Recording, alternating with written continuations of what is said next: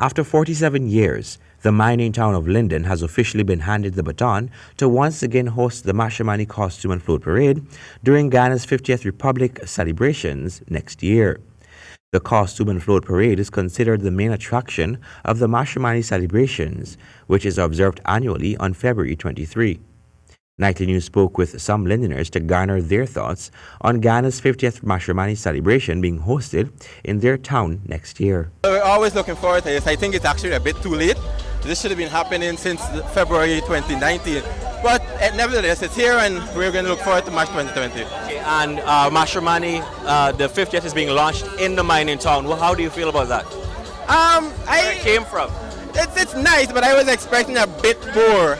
I mean, it's the 50th, the launch for the 50th Jubilee, and I'm expecting a bit more than what I'm seeing at the moment. I have to see that things are happening for my community once again. I'm happy to see this actually come back to my community, and I want to see actual Mashramani be in the mining town of Linden this year. Of course, Mashramani started in Linden. What's the feeling like? How do you think Linden people are going to accept this? Well, from the crowd that I'm seeing out here, they really appreciate it. They're happy to see that it's returning to its birthplace. I would have expected something more from Linden. This is we thing. You understand? We got to celebrate it in a big way. So hopefully come 2020, we can do that. It's a big step forward, right? It's good to know that after 50 years, Mashramani is going to return to Linden in a big way. It's more than welcome, especially for the young children who doesn't know what Mashramani was really like. It's really welcome. Meanwhile, the mayor of Linden, Winika Arundel, expressed excitement over the return of the celebration, especially since the town will also be celebrating its 50th anniversary in 2020.